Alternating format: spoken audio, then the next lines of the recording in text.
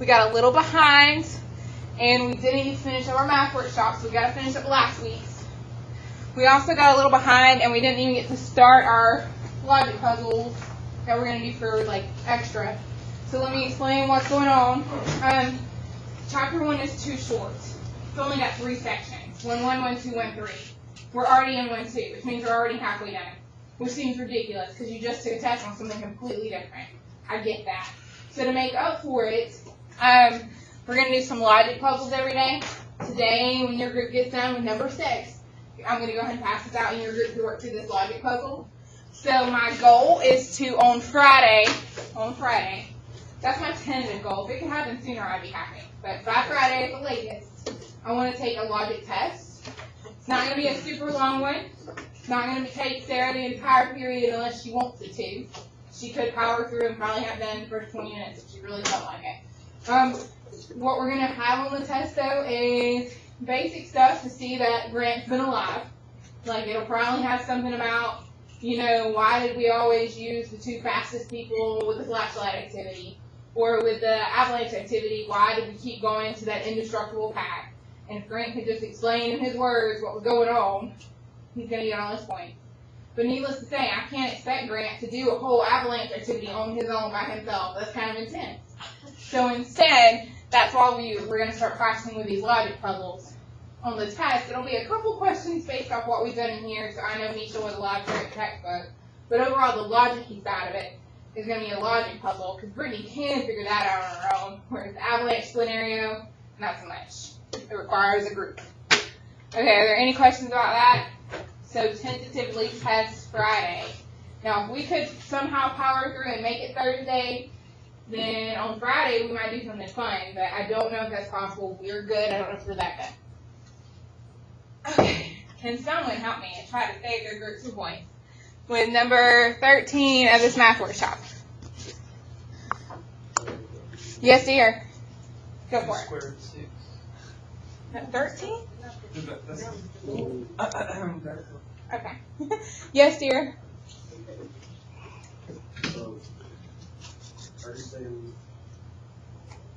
walk uphill for, I guess, 2 seconds? 2 seconds? How many meters did they go in those 2 seconds? I mean,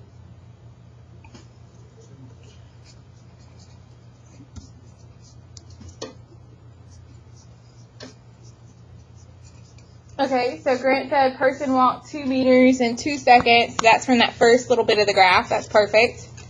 Okay, now we've got this middle straight line of the graph. And he can have a point for that, and someone else can come save the day for the middle. What happened in the middle? Yes, ma'am. Okay, did he actually walk with this straight line? Yes. He actually technically rested, so he didn't move forward. And he didn't go backwards, so he technically stood still. So he was still for how many seconds? And Blake, I thought, had the 5 up first, but then he said 6. But we're going to give Blake the point anyway. We're going to give Blake, well, Sarah a point for answering the question first, and then Lauren a point for saving the day. So we're going to say he was still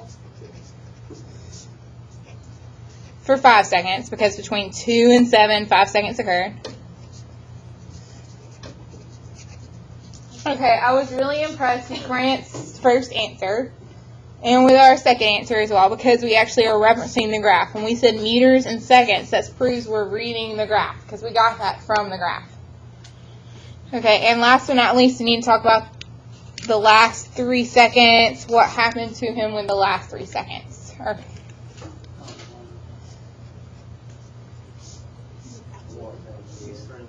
Is he actually walking down a hill?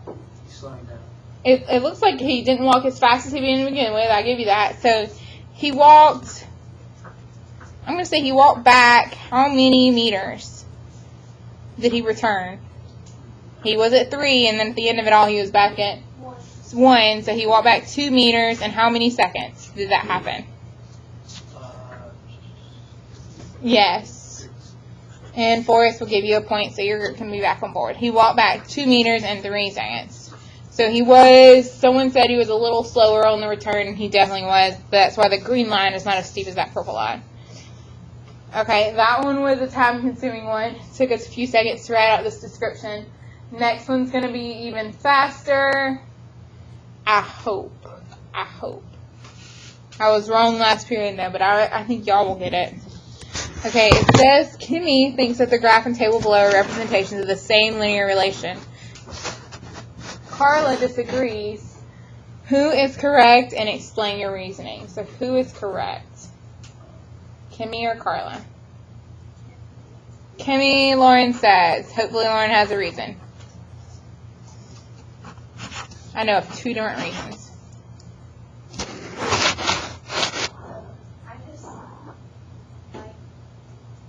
Tell me what you did. That's one of my reasons.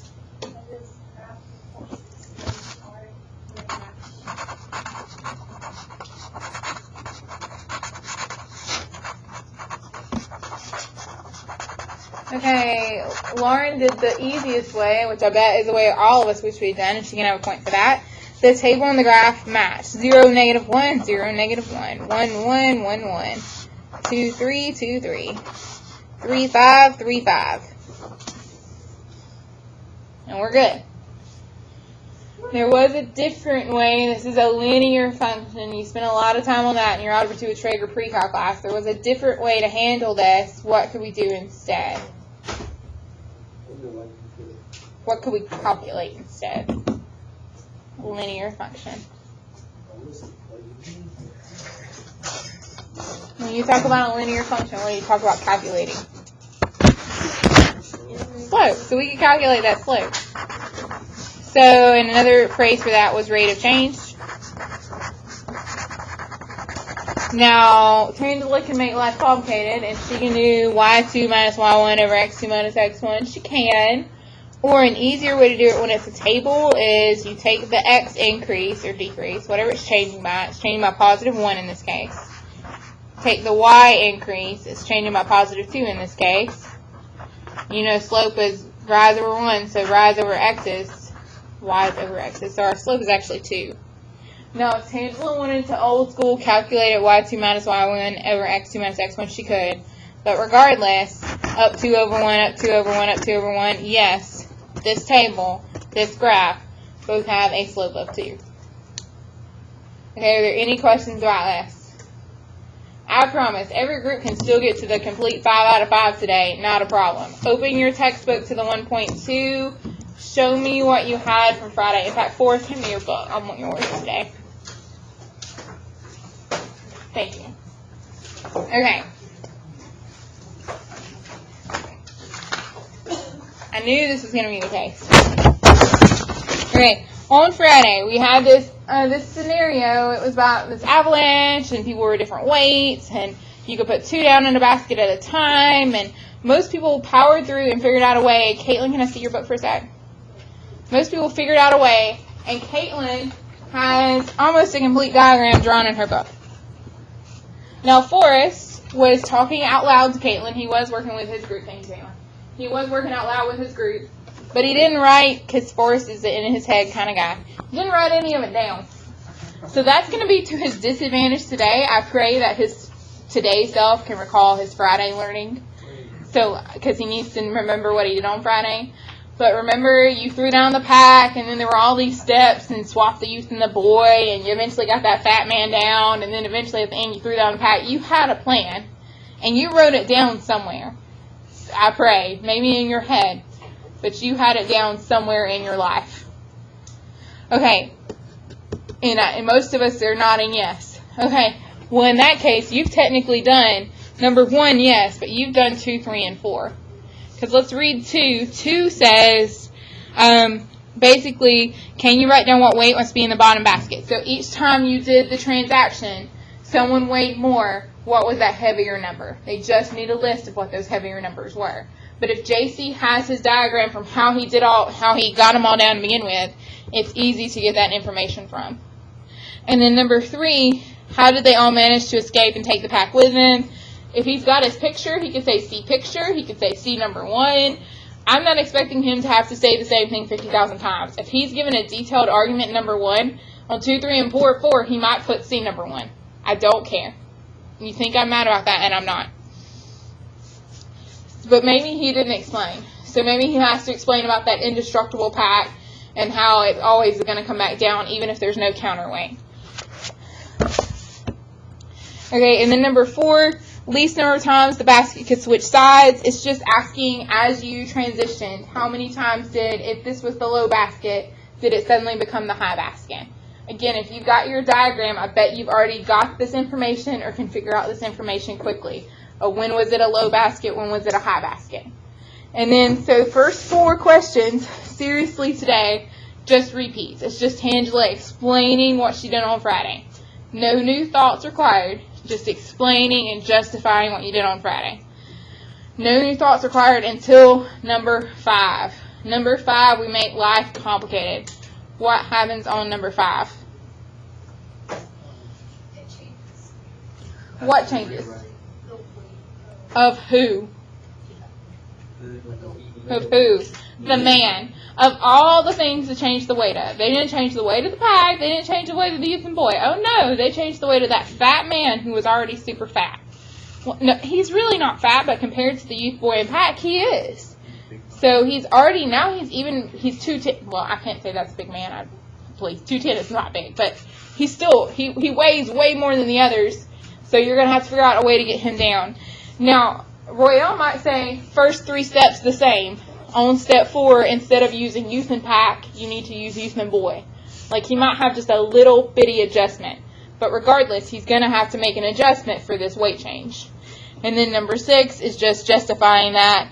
Does your method get everyone down? Okay, so last period was way more happy to see me than you are, because I was way less mad, and that's where I'm getting over it more and more by the second. They were way happier to see me than you are, so they tried to make it really gross. And they wanted to know if we could, like, cut off his legs, and then maybe he would weigh 50 pounds less or so. We're trying to keep him in one piece. We are not surgeons. We're not going to send down 2 legs in one basket and his frame in the other. We're going to send him down in one piece. It is possible. Don't chop up my guy. Don't do anything, and do not say he needs to go on a strict diet, and don't put him on a treadmill on top of that mountain. Don't do anything weird. Get him down normally. It is possible. Okay, are there any questions about this? If Lauren's group was super motivated and they got through number 6 in a breeze, then they should go ahead and get this logic puzzle done. That would be awesome. Okay, do your